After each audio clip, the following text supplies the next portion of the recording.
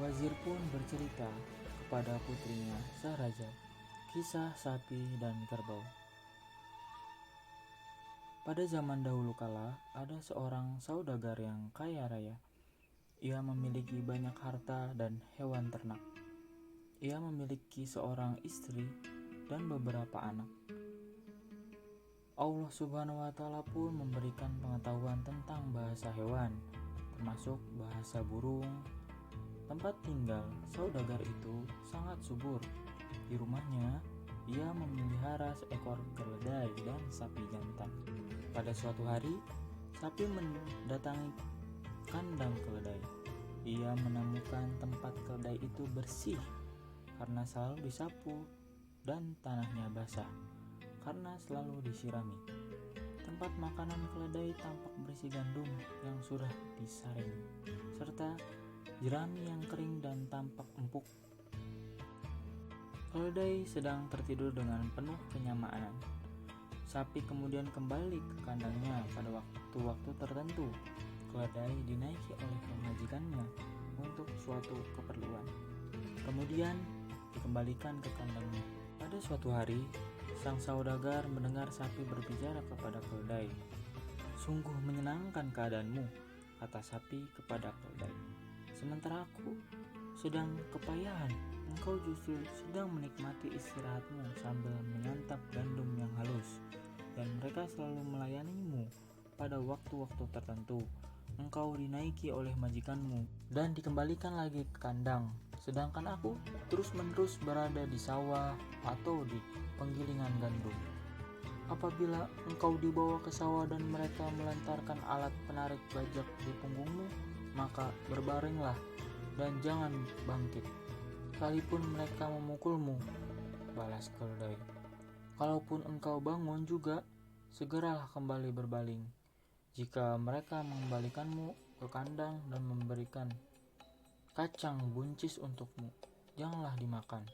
Bersikaplah seolah-olah engkau tidak berdaya, tidak bisa makan dan minum selama 1 atau 2 hari, atau bahkan sampai 3 hari. Dengan begitu engkau akan dapat beristirahat, memulihkan tenaga, dan menghilangkan rasa penat." Sang saudagar mendengarkan percakapan kedua hewan peliharaannya dengan penuh perhatian ketika burung tani yang biasa menggiring hewan untuk membajak sawah mendatangi kandang sapi dengan membawa makanan. Sapi memakannya sedikit pagi itu.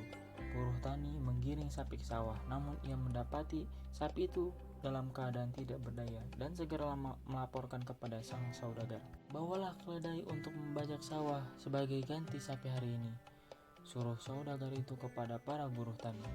Kemudian buruh tani menggiring keledai ke sawah untuk membajak sawah seharian. Pada sore hari, keledai dikembalikan ke kandangnya. Melihat kedatangan keledai, sapi segera mengucapkan terima kasih atas kebaikannya karena ia dapat beristirahat dari rasa penat. Keledai tidak menjawab ucapan terima kasih dari sapi. Ia bahkan merasa sangat menyesal telah memberikan solusi atas keluhan sapi. Pada hari kedua, datang lagi buruh tani dan mengambil keledai untuk dipekerjakan di sawah. Keledai berada di sawah hingga sore hari. Ketika tiba waktu pulang, keledai dikembalikan ke kandangnya dalam keadaan lecet pada punggungnya. Tubuhnya pun terlihat sangat lemah. Sapi memperhatikan keadaan keledai serta menyampaikan rasa terima kasih, bahkan memuji-mujinya. "Biasanya aku tetap berada di kandang beristirahat dengan nyaman, tidak ada yang menyebabkanku menderita seperti ini kecuali kebaikanku kepadamu," ucap keledai. "Tahuilah, aku akan menasihatimu tentang suatu perkara. Aku telah mendengar majikan kita mengatakan bahwa jika sapi tidak bisa bangun dari tempatnya, lebih baik diberikan saja kepada tukang jagal untuk disembelih dan dikuliti, serta dagingnya dibagi-bagikan sebagai daging kurban. Aku sungguh mengkhawatirkan keadaanmu. Aku sangat memberitahukan ini kepadamu agar engkau memikirkannya. Semoga engkau selamat." Mendengar ucapan keledai, sapi menyatakan terima kasih kepada keledai. "Besok pagi beristirahatlah bersama para pelayanmu," kata sapi. Percakapan kedua hewan itu kembali didengar oleh sang majikan. Kemudian sapi menghabiskan makanannya dengan lahap. sampai menjulurkan lidahnya untuk menjilati sisa-sisa makanan. Pada suatu siang, saudagar pergi bersama istrinya menuju sebuah tempat peristirahatan. Keduanya duduk-duduk di sana menikmati pemandangan dan semilir air. Saat itu, buruh tani mendatangi kandang sapi dan membawanya pergi ke sawah. Ketika sapi melewati tuannya yang sedang duduk santai di pojok peristirahatan, ia menggerak-gerakkan ekornya bertingkah lucu, seakan meminta penilaian dari tuannya. Melihat hal tersebut, sang saudagar tertawa terbahak-bahak hingga terlentang di tempat duduknya. "Apa yang membuatmu tertawa seperti ini?" tanya istri saudagar. Seraya heran. "Aku melihat dan mendengar sesuatu, tetapi aku tidak mampu mengatakannya, sebab aku terancam kematian," jawab sang saudagar. "Engkau harus mengatakannya kepadaku. Kenapa engkau tertawa seperti itu? Engkau harus mengatakannya sekalipun engkau terancam kematian," paksa istrinya karena merasa penasaran. "Aku tidak bisa mengatakannya, aku takut menghadapi kematian," kata sang saudagar bersikukuh. "Pasti engkau menertawakanku." Sang istri terus-menerus mendesak suaminya untuk mengatakan sebab-sebab yang membuat tertawa. Akhirnya saudagar itu memutuskan untuk menyerah. Namun ia kebingungan. Ia pun mengumpulkan anak-anaknya. Ia juga mengutus pelayannya untuk menghadirkan hakim dan para saksi, sebab ia ingin memberikan wasiat terakhir terlebih dahulu sebelum mengungkapkan rahasia dan memenuhi kematian. Hal ini dilakukannya karena ia sangat mencintai istri sekaligus ibu dari anak-anaknya. Apalagi istrinya adalah putri pamannya sendiri, jadi masih saudara sepupunya. Saat itu umur sang saudagar sudah mencapai 120 tahun.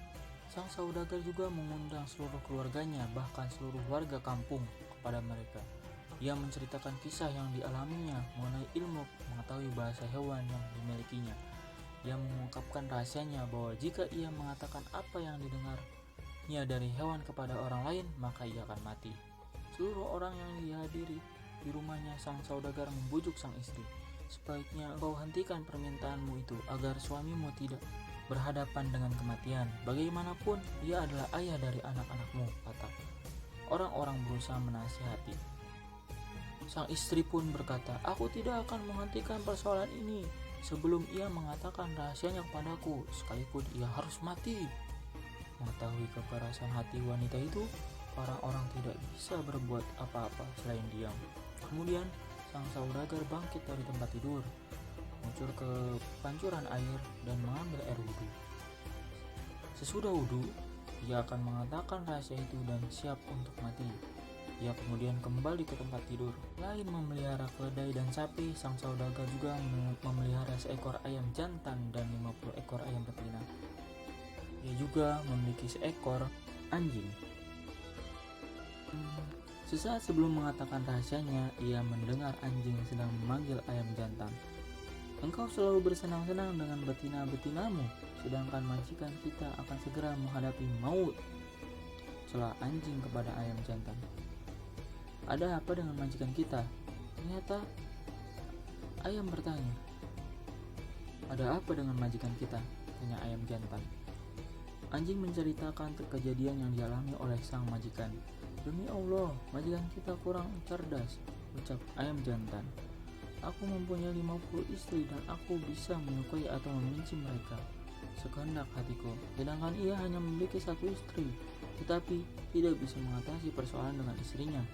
Ia bisa saja mengambil sebagian dahan pohon kayu, kemudian masuk ke kamar istrinya dan memukulinya sampai mati, atau sampai ia bertaubat untuk tidak akan menanyakan apapun." Demikianlah ketika sang saudagar mendengar ucapan ayam jantan yang sedang berbicara dengan anjing, ia segera berpikir sebagai ayam jantan itu, serta berencana untuk memukul istrinya. Wazir pun menghentikan kisahnya. Ia berkata, "Aku khawatir raja akan memperlakukanmu seperti si saudagar itu memperlakukan istrinya, nak."